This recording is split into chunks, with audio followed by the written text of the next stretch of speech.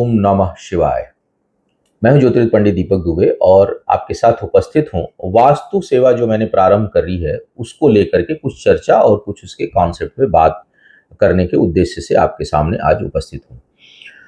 एक तो आप लोगों के बहुत डिमांड के बाद मैंने ज्योतिष शुरू किए हुए लगभग 15 साल से ऊपर हो रहे हैं, लेकिन वास्तु ऐसे पर्सनली कोई पूछ लेता था तो बता देता था, लेकिन सिस्टमेटिक उसकी सर्विस मैंने प्रारंभ नहीं करी। लेकिन अब यह सेवा प्रारंभ कर रहा हूं जिसमें विजिट भी करूंगा स्थान पर अगर आवश्यकता होगी तो, चाहे वो कहीं भी हो। और जो है वो टेलीफोनिक कंसल्टेंसी के माध्यम से भी आप उस संदर्भ में परामर्श ले सकते हैं। थोड़ा सा एक दो पहलुओं पर जो है वो आपके सामने अपना विचार रखूंगा जिस पर सोचिएगा। कई बार क्या होता है कि हम लोग वास्तु जो है वो कई लोगों को मैं देखता हूं खाली वास्तु के पीछे पड़े रहते हैं। वो ज्योतिष को ध्यान नहीं देते, वास्तु पर ध्यान रखेंगे कि इस कोने में ये लगा दो, इस कोने में ये लगा दो, ये रंग बदल दो, इसको ऊंचा कर दो, इसका नीचा कर दो।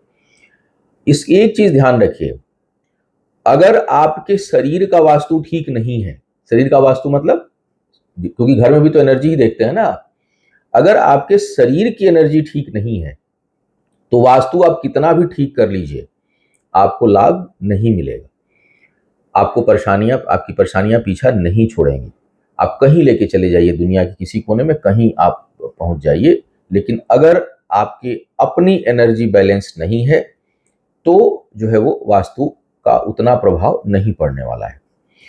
अब वास्तु का ज्योतिष से सीधा संबंध है। कई बार हम लोग घर मकान बनाते हैं, इसीलिए मैंने जो वास्तु सर्विस प्रारंभ करी वो ज्योतिष आधारित है।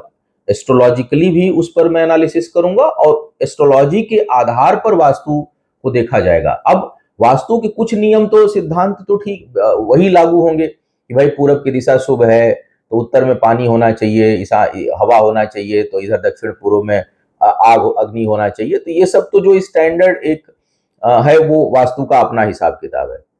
लेकिन कई बार क्या होता है कि हम जैसे घर प्रारंभ कर लिए, वास्तु भी देख लिए, लेकिन मेरे कुंडली में उस समय अगर मैं अपने नाम से जमीन ले रहा हूं और मेरी कुंडली में उस समय चतुर्थ भाव ठीक नहीं है, या जिस समय हम कोई काम शुरू करने जा रहे हैं उस समय चंद्रमा ठीक नहीं है, चंद्रमा की स्थिति ठीक नहीं है, या मेरा जो चतुर्थ भाव का स्वामी है वो अच्छी कंडीशन में नहीं है, दशा अंतरदशा ठीक नहीं चल रही है, तो वैसे में आप चाहे जितना भी वास्तु देख लीजिए आपको समस्याओं का सामना आपको करना ही पड़ेगा, उससे आप मुक्त नहीं हो सकते।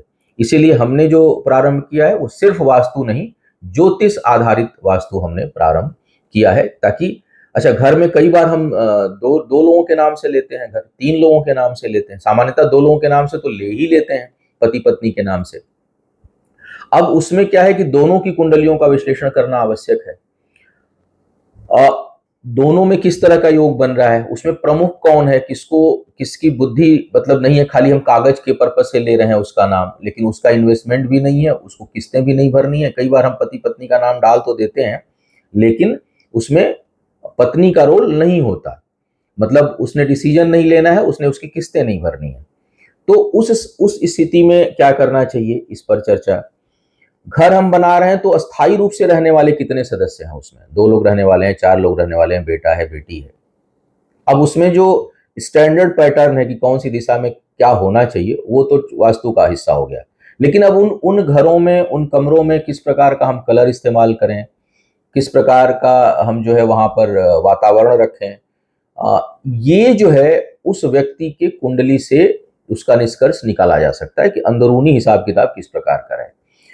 तीसरी बात ये कि अगर हम पति पत्नी के नाम से ले रहे हैं और दोनों जो है वो वर्किंग में है और दोनों ने मिलकर किस्तें भरनी है, तो उस कंडीशन में दोनों की कुंडली का विश्लेषण बहुत आवश्यक है कि वास्तु के साथ साथ ये देखना होगा कि जो है वो दोनों का चतुर्थ भाव तो नहीं खराब हो रहा, या जो हम कर्ज जब ले रहे हैं वो कर्ज किस उसमें ले रहे हैं कि वो चुक जाए, उसमें परेशानी ना हो। कई बार बड़ा कंट्राडिक्टरी होता है। जैसे मान लीजिए कि अब हस्बैंड वाइफ ने तो एक ही रूम में सोना है, लेकिन कुंडली जो है दोनों की कंट्राडिक्टरी है, वैसे में कलर जो है वो क्या इस्तेमाल करें, ये एक बड़ा मजेदार प्रश्न हो जाता है। तो ऐसे बहुत से चीजों को ले करके कॉन्सेप्ट वाइज उस पर आधारित वास्तु सर्विस हमने प्रारंभ करी है। अब एक बात और बता दूं कि वास्तु परामर्श ले कब कब हम लेते हैं, कायदे से जो आदर्श स्थिति है वो क्या है। वो तो सबसे पहले है कि जब आप कोई भी स्थान या फ्लैट या जो है वो कुछ आप खरीद रहे हैं, तो उससे पहले चीज़ों को अगर देख लें कि हमारे लिए कौन-सी दिशा सूटेबल है, हमारे लिए कौन-सा जो है वो कौन-सा क्षेत्र सूटेबल है, उन सब चीज़ों को अगर आप ध्यान में रख के देखें, तो सबसे अति उत्तम। और कब लें, तो वहाँ पे कब लें ज्योतिष बता देगा, कौन सी दिशा को प्रेफर करें, क्या चीज़ों को प्रेफर करें, वहाँ पर वास्तु हेल्प कर देगा, दोनों का कॉम्बिनेशन सही बना देगा उसको। तो स्थान लेने से पूर्व, निर्माण से पूर्व, स्थान अब मान लीजिए कई लोग हैं ले चुके हैं, स्थान भी ले लिए और जो है वो स्थान ले लिए हैं, तो ऐसी कंडीशन में निर्माण से पूर्व आपको वास्तु परामर्श लेना चाहिए। दोनों ले चुके हैं, स्थान भी कर लिए, निर्माण भी कर लिए, तब तो करेक्शन खाली हो सकता है, या उसमें क्या कर सकते हैं, क्योंकि उसके पास बहुत ऑप्शन फिर बचता नहीं है हम करने को, कि जब सब कुछ बना लिए तो फिर ऑप्शन क्या है। अब तो छोटे मोटे करेक्शन या उसमें सुधार कर सकते हैं, और आपकी कुंडली के हिसाब से उसमें क्या अनुकूलता दिया जाए या क्या दिक्कत है, तो वास्तु से ज्यादा फिर आपके लिए ट्रीटमेंट आवश्यक हो जाएगी, तब जाके चीजें कुछ सुधरेंगी। और जो है वो अगर आप फ्लैट भी खरीद रहे हैं तो बेहतर होगा कि फ्लैट लेने से पहले आप जो है वो वास्तु का परामर्श लें। तो स्थान लेने से पहले, स्थान निर्माण करने से पहले, बना बनाया कोई भवन मकान आपको खरीदना है तो उसको लेने से पहले ये स्थिति आदर्श स्थिति है वास्तु के ऊपर ध्यान देने की। क्योंकि जब आप ले चुके होते हैं तो करने को बहुत कुछ नहीं रह जाता, तो फिर छोटे मोटे करेक्शन होंगे, लेकिन वो करेक्शन भी जो हम अपनी सेवा में देंगे वो आपकी कुंडली पर आधारित देंगे, कुंडली का विश्लेषण जरूर करेंगे, केवल वास्तु, क्योंकि बिना ज्योतिषीय कॉम्बिनेशन के वास्तु का कोई बहुत महत्व है नहीं। हर जगह देखना पड़ता है वास्तु में, तो सिर्फ आप उन चीजों को देखेंगे कि क्या चीज कहां पर कैसे किस दिशा में ये हो जाए, लेकिन आपकी कुंडली के लिए क्या सहयोगी है, वो उसमें क्या ज्यादा सहयोगी बन रहा है। दरवाजा जो है उत्तर वाला आपको ज्यादा सुटेबल है कि पूरब वाला सुटेबल है या पश्चिम वाला सुटेबल है आपके लिए, मुख्य मुख्य गेट। दक्षिण तो मान लीजिए किसी के लिए नहीं हो, बहुत रेयर करता है और उसको नहीं करना चाहिए, क्योंकि उसका अंततोगत्ता प्रभाव जो है वो अशुभ ही होगा। भले कई बार सूट करता है, साउथ दिशा भी कुछ लोगों को बहुत सूट करता है, और ये जो यम के द्वार होते हैं ना, जो निगेटिव एनर्जी के, वो उत्थान बहुत तेजी से देते हैं, अकल्पनीय देते हैं, लेकिन उसमें स्थिरता नहीं रहती है, तो इसलिए साउथ तो सबको अवॉइड करना चाहिए। लेकिन हाँ, नॉर्थ अधिक सुटेबल है कि ईस्ट सुटेबल है, कि नॉर्थ ईस्ट अधिक सुटेबल है कि वेस्ट नॉर्थ अधिक सुटेबल है, ये इसका विश्लेषण अगर कुंडली के आधार पर हो जाए तो ये ज्यादा बढ़िया हो जाता है। तो इन चीजों को कॉम्बिनेशन को ध्यान में रखते हुए हमने वास्तु सेवा प्रारंभ की है। इसमें सेवाएं साइट पर तो एक फीस लिख दी गई है कि अगर पूरा चीजों का विश्लेषण करना है तो ये फीस है, इससे प्रारंभ है, इसके ऊपर तो भाई अब कितना क्या काम है और कहाँ कहीं अगर आना जाना पड़ गया, मान लीजिए आप किसी दूसरे शहर में रहते हैं तो वहां अगर आना जाना मुझे पड़ा तो वो अलग बातचीत करके उसका जो है वो शुल्क निर्धारित किया जाएगा, समय और शुल्क दोनों, कि कब कब संभव होगा। लेकिन कई बार होता है छोटे प्रश्न होते हैं आपके कि हमने ये किया हुआ यहाँ पर, ये ठीक है कि नहीं। तो इस तरह की सेवाओं के लिए आप जो टेलीटॉक है हमारी 10 मिनट की सर्विस है, 20 मिनट की सर्विस है, 30 मिनट की सर्विस, वो आप ले सकते हैं।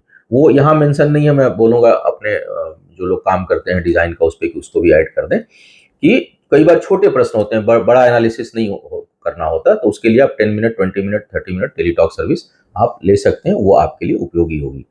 तो ये सेवा हमने अब प्रारंभ कर दी है, और देख रहा हूं कि अभी प्रारंभ 2 दिन पहले, कुछ दिन पहले बोला था मैंने वीडियो में, तो कुछ लोगों के जो है परामर्श आ भी गए हैं।